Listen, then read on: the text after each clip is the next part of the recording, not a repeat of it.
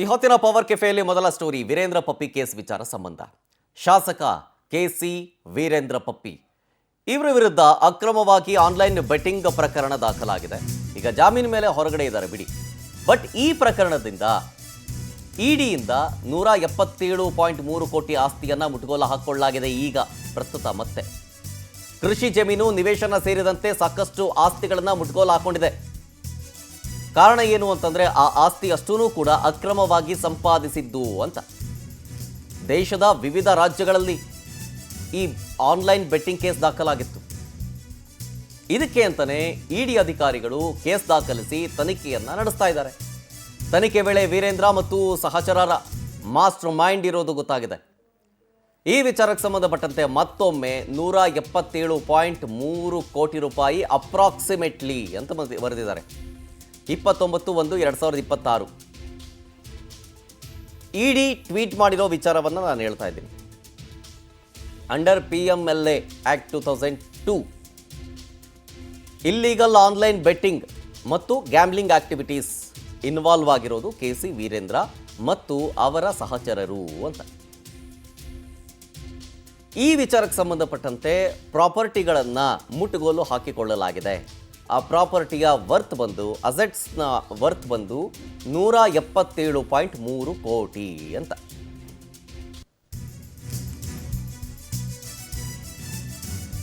Pappi and gang ಇಡೀ ದೇಶದಾದ್ಯಂತ ಅಕ್ರಮವಾಗಿ ಆನ್ಲೈನ್ ಬೆಟ್ಟಿಂಗ್ ನೆಟ್ವರ್ಕ್ನ ಇಟ್ಕೊಂಡಿದ್ರು ಅನ್ನೋದು ಗೊತ್ತಾಗಿದೆ. ನೂರಾರು ಮ್ಯೂಲ್ ಅಕೌಂಟನ್ನು ಯೂಸ್ ಮಾಡಿಕೊಂಡು ಅಕ್ರಮವಾಗಿ ಹಣ ವರ್ಗಾವಣೆ ಮಾಡಿರುವುದು ಪತ್ತೆಯಾಗಿದೆ. ತನಿಖೆ ವೇಳೆ ಸಿಕ್ಕ ಸಾಕ್ಷ್ಯಗಳ ಆಧಾರದ ಮೇಲೆ ವೀರೇಂದ್ರ ಆಸ್ತಿಯನ್ನು ಜಪ್ತಿ ಮಾಡಿದ್ದಾರೆ.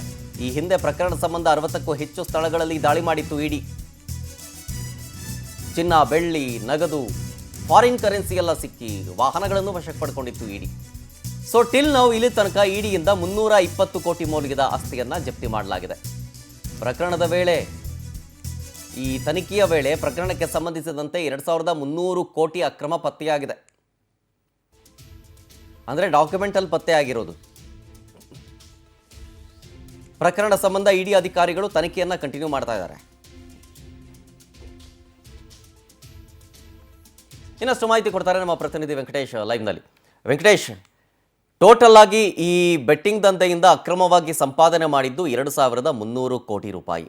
ಅದರಲ್ಲಿ ಇಲ್ಲಿ ತನಕ ಇಡಿ ಅಧಿಕಾರಿಗಳು ಸೀಸ್ ಮಾಡ್ಕೊಂಡಿರೋದು ಸುಮಾರು 320 ಕೋಟಿ ರೂಪಾಯಿ. ಅದಕ್ಕೆ ಸಂಬಂಧಪಟ್ಟಂತ ಆಸ್ತಿ ಅಥವಾ ಇನ್ನಿತರ ಕ್ಯಾಶು, ಬೆಳ್ಳಿ, ಬಂಗಾರ ಅಂತ ಹೇಳಿ. ಇನ್ನು ಮಿಕ್ಕಿದ್ದೆಲ್ಲೋಯ್ತು ಅಂತ.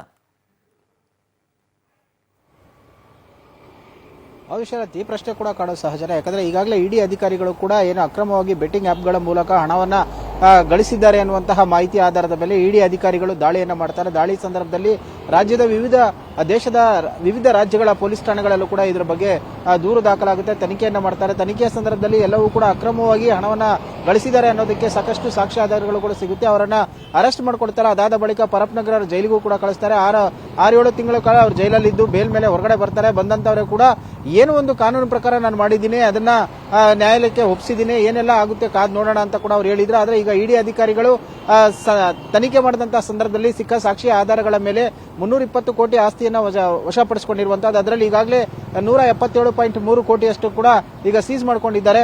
ಆರಂಭಿಕವಾಗಿ ಏನು ಇಡಿ ಅಧಿಕಾರಿಗಳು ತನಿಖೆಯ ಸಂದರ್ಭದಲ್ಲಿ ಈ ಪಪ್ಪಿ ಏನ್ ಮಾಡ್ತಾ ಇದೆ ಅಂದ್ರೆ ಈ ಗೇಮಿಂಗ್ ಕಿಂಗ್ ಅನ್ನುವಂತಹ ಆಪ್ಗಳ, ಬೆಟ್ಟಿಂಗ್ ಆಪ್ಗಳ ಮೂಲಕ ಹಣವನ್ನ ಹೂಡಿಕೆ ಮಾಡುವಂತ ಕೂಡ ಹೇಳ್ತಾ ಇದ್ದ. ಹಣವನ್ನ ಹೂಡಿಕೆ ಮಾಡಿ ಗೆದ್ದಂತವರಿಗೆ ಹಣವನ್ನು ಕೊಡ್ತೀವಿ ಅಂತ ಹೇಳ್ತಾ ಇದ್ದ. ಆದ್ರೆ ಕೆಲವೊಂದು ಕಂಡೀಷನ್ಗಳನ್ನ ಹಾಕಿ ಹಣವನ್ನು ವಾಪಸ್ ಕೊಡ್ತಿದ್ದಿಲ್ಲ. ಆಗ ಇವರೇ ಒಂದು ಅಕೌಂಟ್ಗಳು ಏನೇನು ಕ್ರಿಯೇಟ್ ಮಾಡ್ತಿದ್ರು ಅದ್ರ ಮೂಲಕ ಹಣವನ್ನು ಕೂಡ ಇವರೇ ತೆಗೆದುಕೊಳ್ತಾ ಇದ್ರು. ಹೀಗೆ ಕೋಟ್ಯಾಂತರ ರೂಪಾಯಿ ಹಣವನ್ನು ಕೂಡ ಗ್ರಾಹಕರಿಗೆ ಸೇರಿದಂತೆ ಜನರಿಗೆ ವಂಚನೆ ಮಾಡಿ ಹಣವನ್ನ ಗಳಿಸಿಕೊಂಡಿರುವಂತದ್ದು ಕೂಡ ಗೊತ್ತಾಗಿತ್ತು. ಆ ಸಂದರ್ಭದಲ್ಲಿ ಕೂಡ ಈ ಗೇಮಿಂಗ್ ಆಪ್, ಬೆಟ್ಟಿಂಗ್ ಏನಿರುತ್ತೆ ಆಪ್ಗಳ ಮೂಲಕ ಇದನ್ನ ಮಾಡ್ತಾ ಇದ್ರು.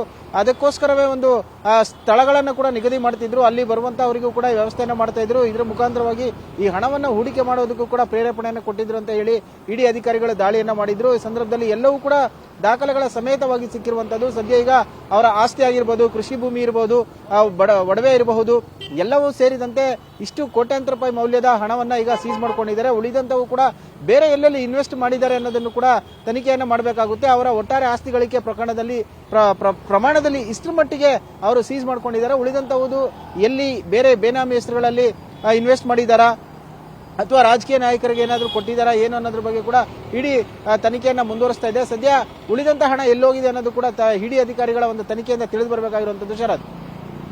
Thank you Venkatesh ಡೀಟೇಲ್ಸ್ಗಾಗಿ.